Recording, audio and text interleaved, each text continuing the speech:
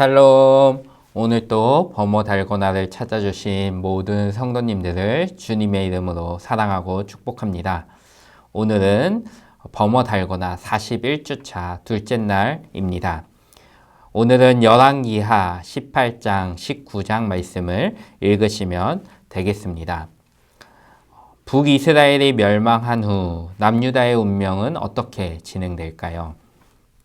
어제 말씀에서도 예견되었듯이 그들은 북이스라엘과 마찬가지로 멸망의 길로 나아갑니다. 그러나 그들은 북이스라엘이 멸망한 후 150여 년간을 더 존속하게 됩니다. 그렇다면 그들은 어떻게 북이스라엘보다 150년을 더 존속할 수 있었을까요? 열왕기하 기자는 18장에서 25장 말씀에서 그 이유를 우리에게 설명해 주고 있습니다. 오늘부터 그 이유를 한번 생각해 보면 좋겠습니다. 북이스라엘이 멸망하고 개혁이 필요할 때 남유다를 개혁할 왕이 세워집니다. 그 왕의 이름은 바로 히스기야입니다. 히스기야는 여호와께서 보시기에 정직하게 행한 선한 왕의 계보를 잇는 왕이었습니다. 이전에 하나님께 선한 왕으로 평가받은 왕은 아사, 여호사밧, 요아스, 아마샤, 아사야, 요담입니다. 그러나 히스기야는 이런 왕들보다 더 큰 극찬을 하나님께 받은 왕이었습니다. 5절 말씀을 보면 히스기야가 이스라엘 하나님 여호와를 의지하였는데 그의 전후 유다 여러 왕 중에 그러한 자가 없었다고 합니다. 참으로 아름다운 평가입니다. 여호와를 전적으로 의지한 히스기야는 하나님께 전무후무한 왕으로 극찬받고 있는 것입니다. 정말 부러운 평가이죠.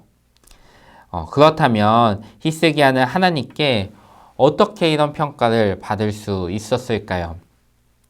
6절 말씀을 보면 첫째, 그는 여호와 하나님과 연합한 왕이었습니다. 둘째, 그는 여호와 하나님을 떠나지 않는 왕이었습니다. 셋째, 그는 모세에게 명령한 계명을 지키는 왕이었습니다.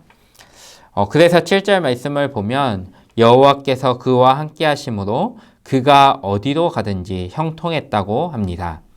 그리고 형통한 히스기야는 아수르를 배척할 수 있었고 블레셋을 이길 수 있었습니다. 그러나 자신을 배척한 히스기야를 아수르도 그냥 두고 보지만은 않았습니다. 그래서 히스기야 왕 제14년에 아수르 왕 사네립이 유다를 공격했습니다.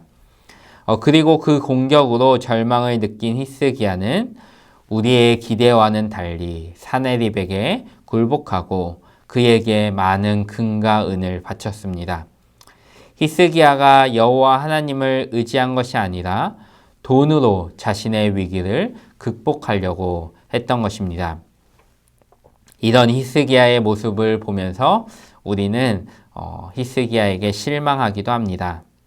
어떻게 하나님께 그렇게 극찬받은 히스기야가 이렇게 쉽게 무너질 수 있을까라는 생각이 들기도 한다는 것입니다. 그러나 우리가 기억해야 하는 것이 이것이 바로 인간의 한계이고 이것이 바로 우리의 모습이기도 하다는 것입니다. 우리는 나의 생각, 나의 가치관이 절대적으로 옳다고 생각하는 경향이 있습니다. 그러나 우리가 기억해야 합니다. 나는 언제든지 무너질 수 있음을 기억해야 합니다. 나의 생각이 진리가 아니라는 사실을 기억해야 합니다. 내가 진리라고 이야기하는 것들이 나의 아집일 수도 있다는 것을 기억해야 한다는 것입니다. 어쨌든 히스기야도 어찌 보면 너무나 쉽게 강한 자 앞에서 무너지는 것을 우리가 보게 됩니다. 그런데 더 큰 문제는 돈으로 위기를 극복하려고 했지만 문제가 해결되지 않았다는 것입니다. 그렇다면 히스기야는 이 문제를 결국 어떻게 해결할까요? 히스기야는 여호와 앞에서 이 문제를 해결합니다. 랍사게의 협박 섞인 연설을 들은 히스기야는 의분이 일어났고 결국 그 의분을 가지고 여호와 앞으로 나아갑니다. 그리고 선지자 이사야에게도 도움을 요청합니다. 그리고 하나님 앞으로 나아갔을 때 문제가 해결되는 것을 우리가 오늘 말씀에서 보게 됩니다.